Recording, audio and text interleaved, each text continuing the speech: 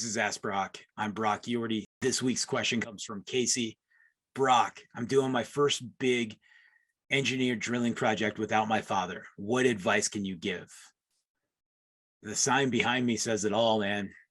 Chains advised beyond this point when road is snow covered or icy. We have tools, we have help, we have assistance. Sometimes we need chains in order to get up the hill or get over the problem. And it's tough because I lost my father 5 months ago. And I think about his approach to working with engineers and regulators and how he did it. And the entire time I was the kid watching him, or I was the young adult watching him. And our industry is built on this whole concept of age is knowledge and experience, or credentialism is knowledge.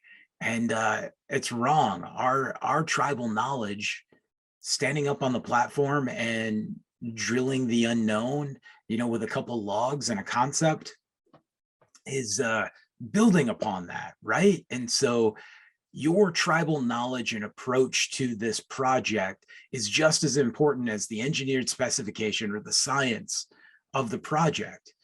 And you have just as much equity in the game as anybody else, if not more. If you think of from a student loan to $3.5 million worth of CapEx equipment, you're showing up, and you're showing up with the idea that there's got to be a test well that's done. And that's one way for you guys all to learn together and collaborate together, because Mother Nature doesn't always cooperate, right?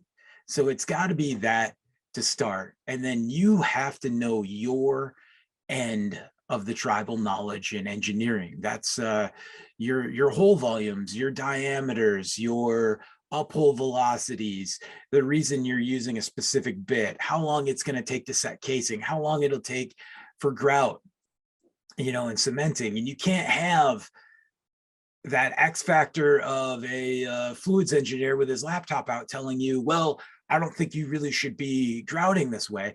You have to know your information and take that advice, but say, this is what's worked for us. Because at the end of the day, it's your responsibility how the project turns out. And so forget about that whole credentialism and age thing, and just own it. And I know it's tough because I lost my dad 5 months ago, and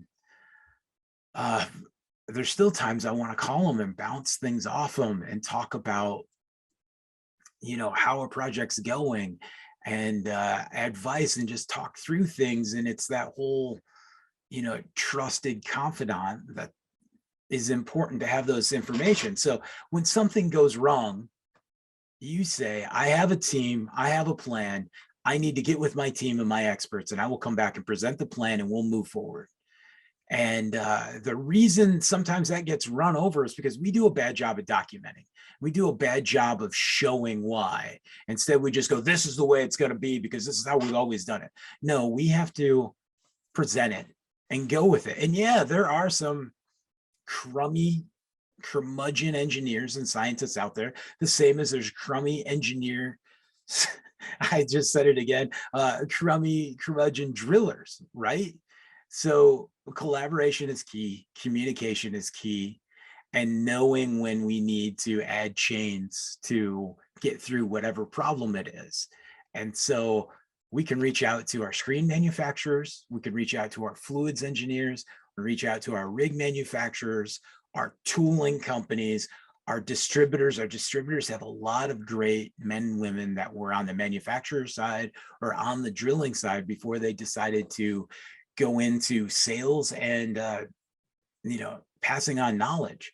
And so though we don't have our dads, we still have good men and women that we can call on and ask for help and talk through things. And as they ask those good questions, write them down so that you know to ask those questions next time, and that you know what to do when you're bidding that next project. And that's what it comes down to. And sometimes we have to say, we need more information, and know what referencing we're using, if it's AWWA or groundwater and wells, and what tools are going to be used in testing tools, from sure shots to transducers to logging equipment, and expectations of that in time. And that time, that standby time, is your time as well. So understand that you need to charge appropriately, though you don't have people on site, because your equipment is still there. And then we can get to turning to the right and getting the best productive water possible, because we're discovering the unknown together. That's my advice. Shoot me a text when this project's done, and show me how much water you got coming out of the ground. Or better yet, text me anytime you need to, just to talk something through. I may have a great contact, a great mentor of mine that I can pass on, that'll give you great advice and knowledge. It's what our industry is all about. We have your back, and the driller's got your back. And there's somebody out there that will help you and get you through whatever issues you need, helping you put those chains on. Good luck, man. I know it's tough, stupid tough, but you got this, and you're going to have a successful well and move on to the next one. And then you'll think back on this, and you'll know you got it. Thanks.